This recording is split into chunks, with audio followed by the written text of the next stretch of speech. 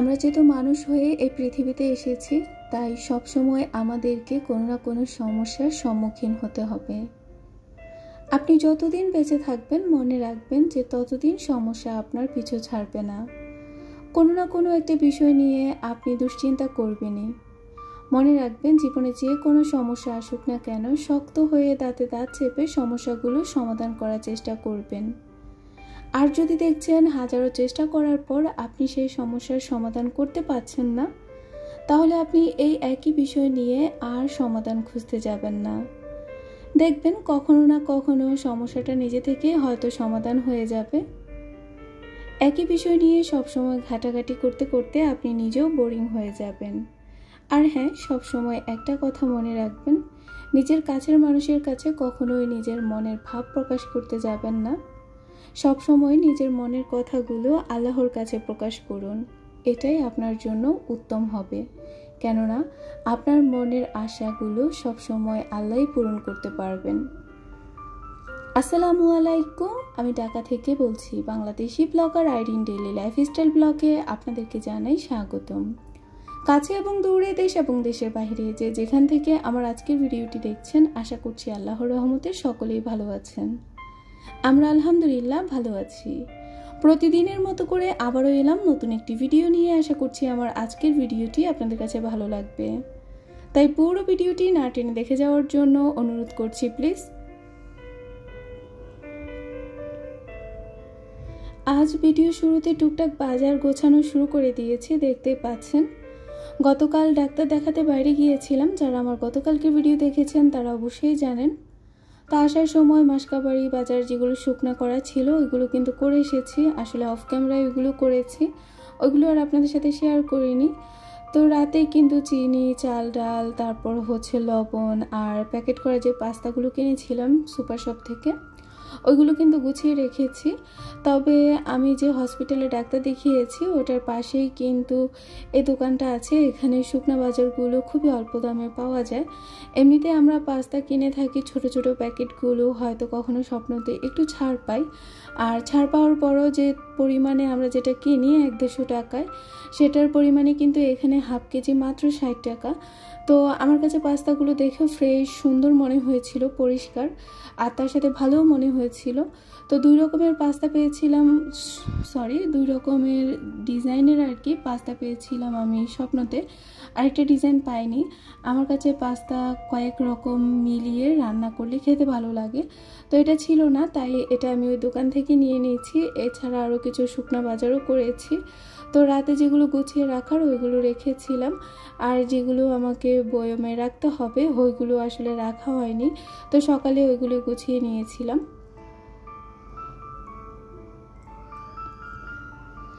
এরপর আর তেমন কিছু শেয়ার করা হয়নি। এখানে মা রান্নাবান্না করছিল, সেটাই হালকা পাতলা একটু আপনাদের সাথে শেয়ার করেছি। বেগুন দিয়ে পাঙ্গাস মাছ দিয়ে রান্না করেছে, আর সাথে এখানে কাতল মাছের যে মাথাটা আছে ওইটা ভুনা করা হয়েছিল।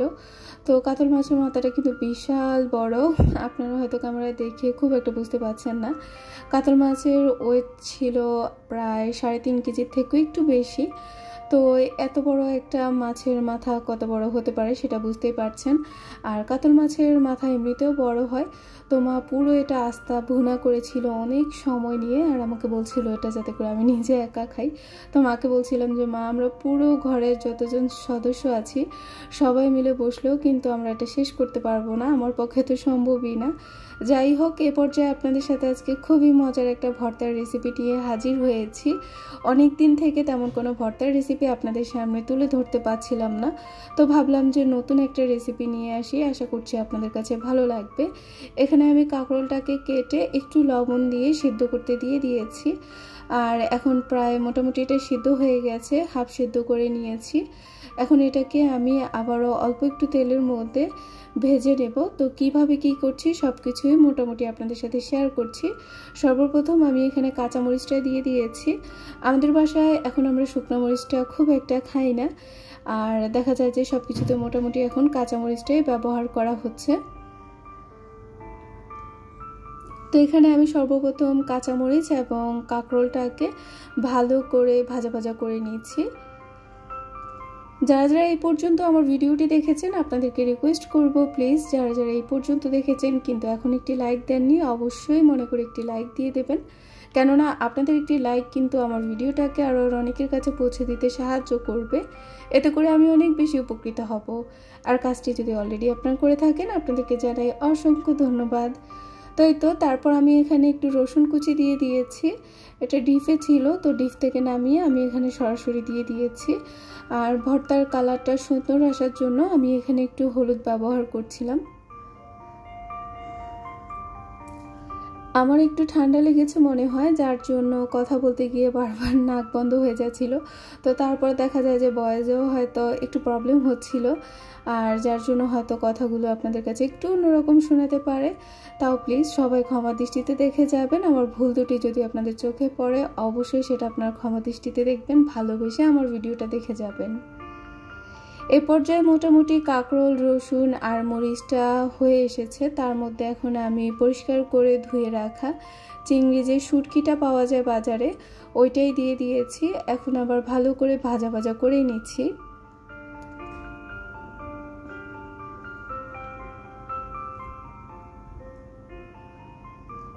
আমি আজকে যখন ভয়েস দিতে বসেছি মাথায় একটা চিন্তা আছে যে আমাকে খুব দ্রুত ভয়েসটা দিতে হবে, কারণ একটু ব্যস্ত আছি। আর ব্যস্ত কেন আছি সেটাও আপনারা জানতে পারবেন, ইনশাল্লাহ আমার সাথে থাকুন, অবশ্যই আপনারা জানবেন। রিসেন্টলি আমার ভিউজের অবস্থা অনেক খারাপ, আর খারাপ হওয়ার কারণটা আমি নিজে, কেননা আপনাদেরকে তেমনভাবে সময় দিতে পারছি না। আসলে আমার এখানে নেট অনেক বেশি স্লো। কারো ভিডিও দেখতে গেলে কমপক্ষে আমি যদি একটা 10 মিনিটের ভিডিও দেখতে যাই সেটা কিন্তু প্রায় অনেকটা সময় নেয়, 30 মিনিটের মতো সময় নেয়, ঘুরতে ঘুরতে ঘুরতে ঘুরতে শেষ করতে হয়। তো তার জন্য দেখা যায় যে আগে যদি আমি 1-150 মানুষের ভিডিও দেখতে পারতাম, এখন আমি সেখানে 10 থেকে 20 জন কিংবা 30 জনের ভিডিও দেখতে পাচ্ছি। তো নর্মালি আমার ভিডিও তো স্লো হবেই, সেটার জন্য আমি নিজেই দায়ী। এখন বাংলাদেশের নেটের কী অবস্থা সেটা আপনারা বুঝতে পারছেন। তো আমার প্রাণপ্রিয় কিছু ভালোবাসার আপু ভাই আন্টিরা আছেন যারা হয়তো আমাকে ভুল বুঝে যাচ্ছেন, আপনাদের কাছে আমি সময় মতো পৌঁছতে পারছি না। আসলে আমি অনেক অনেক দুঃখিত। কি করব, কিভাবে আপনাদেরকে বুঝাবো সেটাও বুঝতে পারছিলাম না। এর মাঝে একটু ব্যস্ত হয়ে পড়েছি, তো সব মিলিয়ে আসলে একদম একাকার অবস্থা। যাই হোক, এ পর্যায়ে তো আমি সব কিছু ভাজাভাজি কমপ্লিট করে ফেলেছি। এখন এসেছি শিলপাটার কাছে।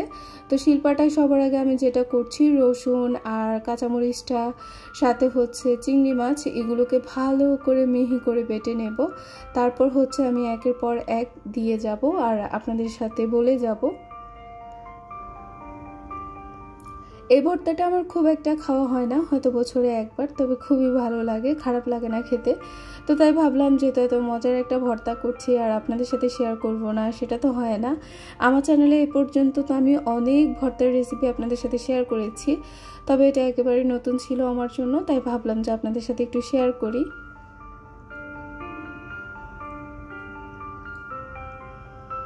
এই ভর্তাটা মাই তৈরি করতো, যেহেতু বাসায় সব ভর্তা মাই বানান, এটাও মাই বানাতো, বাট মা যেহেতু একটু অসুস্থ তাই আমি একটু কষ্ট করে নিয়েছি। এখন নিচে বসে বাটাবাটি করাটা আমার জন্য অনেকটাই কষ্টদায়ক, তাও কিছু করার নেই, খেতে যেহেতু ইচ্ছে করেছে, তাও মা বলেছে মা করে দেবে। তো আমি ভাবলাম যে না, মায়ের থেকেও আমি একটু সুস্থ আছি, তাই আমি নিজেই করে নিয়েছি। এ পর্যায়ে আমি এখানে একটু বিলাতি ধনেপাতা দিয়ে দিয়েছি। ভর্তার মধ্যে এই বিলাতি ধনেপাতা দিলে তো ভীষণ মজা হয়, স্মেলটা অনেক সুন্দর আসে। তো তার জন্য আমি বারান্দা থেকে একটু বিলাতি ধনেপাতা নিয়ে এসেছি। আর এ পর্যায়ে এখন আমি কাঁকরোলগুলো দিয়ে দিচ্ছি।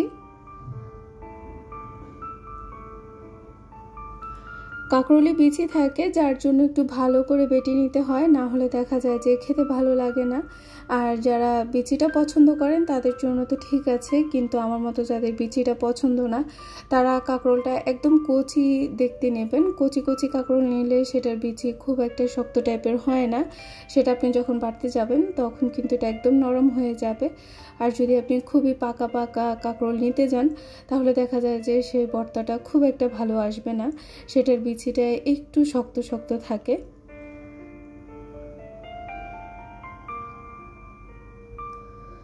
সর্বশেষ আমি এখানে একটু পেঁয়াজ দিয়ে দিয়েছি। পেঁয়াজটাকে খুব ভালো করে বাটবো না, একটু আড়াবাটা রেখে দেব, তাহলে ভর্তাটা খেতে ভালো লাগবে।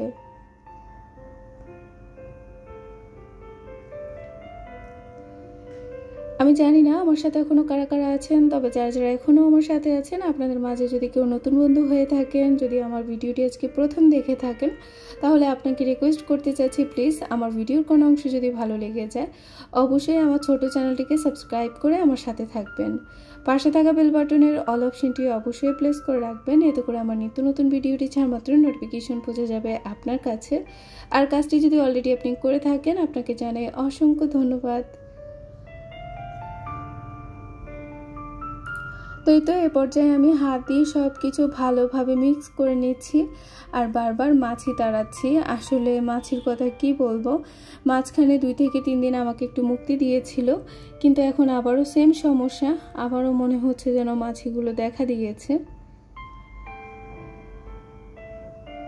তো তৈরি হয়ে গেল আমার আজকের কাঁকরোলের ভর্তা। আশা করছি আপনাদের কাছে ভালো লেগেছে। যারা যারা ট্রাই করেননি আপনাদেরকে অবশ্যই আমি রিকোয়েস্ট করছি গরম ভাতের সাথে এই ভর্তাটা একবার হলেও ট্রাই করবেন, অনেক মজা হয় খেতে এই ভর্তাটা।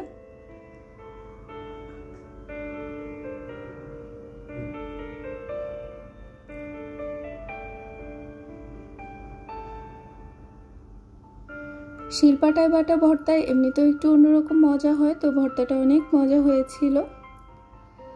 এ পর্যায়ে এসেছি আমি একটা আমার শখের ব্যাংক নিয়ে, এটাতে আমি প্রায় সময় টাকা রাখতাম, সেটা আপনাদের সাথে শেয়ার করেছি। তো হঠাৎ করে আজকে এটাকে যেহেতু আমি ক্যাবিনেটের উপর রেখেছিলাম, এটা হঠাৎ করে পড়ে গিয়ে খুলে যায় মুখটা। তো তারপর একটু ইচ্ছে জাগে যে আসলে এটার ভিতরে আমি কত টাকা রাখতে পেরেছি, সেটা একটু গুনে দেখি, যেহেতু এটা খুলেই গেছে তাহলে আর কি বা করার আছে, এটাকে আবার নতুন করে লাগাতে হবে। এই ব্যাংকে সাধারণত আমি আয়নের বাবার পকেট থেকে টাকা নিয়ে রাখি, তো তার জন্য খুব বেশি টাকা হবে না সেটা আমি নিজেই জানি, হয়তো 2 থেকে 3 হাজার টাকা হবে, এরকমটাই হবে।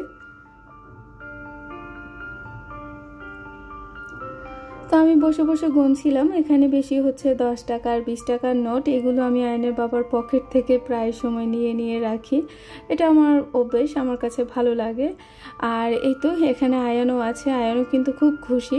তো টাকাগুলো আমি আবার গনে কিন্তু রেখে দেব, আমি এগুলোকে খরচ করব না। আসলে আমার ইচ্ছে ছিল যে ব্যাংকটা একদম ভর্তি হবে, আরও একবারও কিন্তু এটাকে আমি ভর্তি করেছিলাম, তখন 20,000-এরও উপরে টাকা হয়েছিল।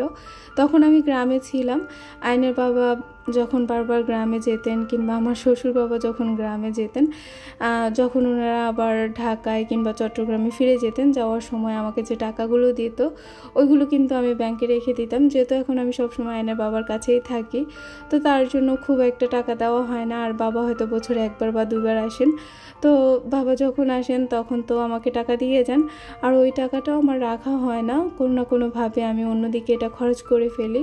তো এগুলো হচ্ছে এমনিতেই আমি খুশি মনে রাখি আর কি।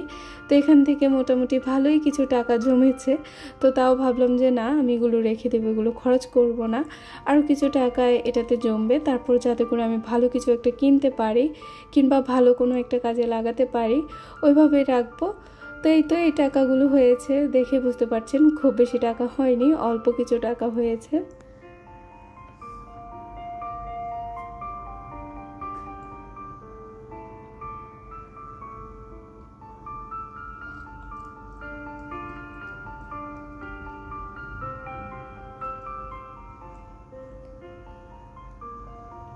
তো আমি টাকাগুলো রাখছিলাম আর আয়ান রেখে দিয়েছে শিখিগুলো। তো আমি ওকে বলছিলাম যে এগুলো বাইরে রেখে দাও, এগুলো আমি যখন বাইরে যাব কাউকে দিতে পারবো।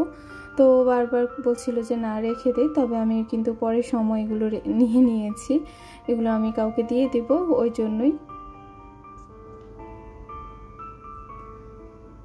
তো ওদিকে আমি আয়নের বাবাকে বলেছিলাম যে আসার সময় যাতে করে ঘাম নিয়ে আসে, এটাকে আবারও যাতে করে সুন্দরভাবে লাগিয়ে দেয়। আর উনি আসার সময় আমার জন্য গরম গরম বেগুনি নিয়ে এসেছেন, যেটা আমার অনেক পছন্দ। আজকাল অনেক পছন্দ হলেও এই খাবারগুলো থেকে আমি অনেক বেশি দূরে আছি, অনেক বেশি ভালো লাগে। এই বেগুনিগুলো আমাদের বাসার নিচে বানানো হয়, তো প্রত্যেকদিন বিকেলে যখন আমি বেলকুনিতে হাঁটাহাঁটি করি, এগুলোর স্মেলটা আমার নাকে এসে যায়, তখন কিন্তু খেতে খুব ইচ্ছে করে। তবে প্রত্যেকদিন খেলে তো আমি মনে হয় আর বাঁচবো না, তো তার জন্য প্রত্যেকদিন খাওয়া হয় না। মাঝে মধ্যে আয়নের বাবা নিয়ে আসেন, এনে আমার সামনে দেন, বলে যে তোমার যা ইচ্ছা তুমি খেয়ে নাও। তবে এতগুলো খেলে তো বুঝতেই পারছেন কি অবস্থা হবে আমার। তাও বসে বসে কিন্তু আমিই খাচ্ছিলাম, একদম টাটকা গরম গরম ছিল। দোকানে বানানো থাকে কিন্তু ওইগুলো আয়নের বাবা আনেন না, আয়নের বাবা দাঁড়িয়ে থেকে বানান তারপর নিয়ে আসেন। তো অনেক বকর বকর করেছি, ভিডিওর একদম শেষ পর্যায়ে চলে এসেছি। সবার সুস্বাস্থ্য কামনা করছি, আপনারা সবাই ভালো থাকবেন, সুস্থ থাকবেন, আমার জন্য দোয়া করবেন। ইনশাল্লাহ নতুন ভিডিও নিয়ে আবারও আসবো। আজকের মতো বিদায় নিচ্ছি, আল্লাহ হাফেজ, আসসালামু আলাইকুম।